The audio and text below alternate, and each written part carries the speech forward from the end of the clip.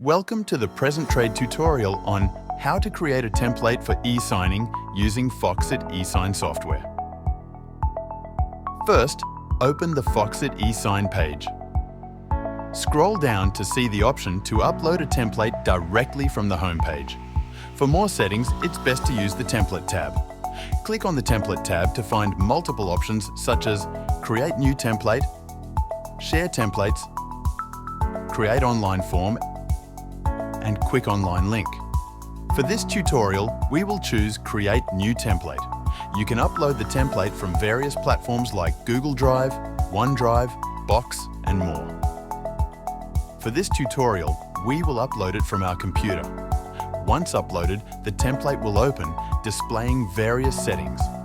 On the right, you can customize recipients, such as customers, salespersons, or employees. Since we uploaded a job contract, we will name the first recipient Employer. To add another recipient, go to these buttons where you can add a party role, yourself, or others. In this video, we will add another party or role. And the second recipient, Employee. Naming recipients is optional, but recommended for easy access. After adding all the recipients, you can edit where and how you want the signatures to appear. On the left, you can add signature fields for actions like signing, adding the date, initials, company, email, or title. You can also include data entry options and switch between recipients from the top left. Once you finish customizing, click on Save.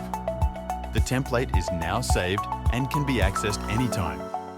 To use the template, click on Send. The software will prompt you to enter the emails of each recipient, labeled as you named them earlier. Remember, you can still edit the document. After finishing, click on Next to review the email template, recipient list, and language.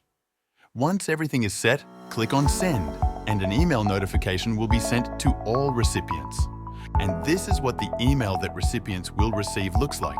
It will include a button for the recipient to view and sign the document. Once the recipient opens the document, a list will appear on the left side showing the envelope timeline. This includes details such as who created the document, when it was created, who was sent the document for signing, and whether the recipient accepted the invitation to sign.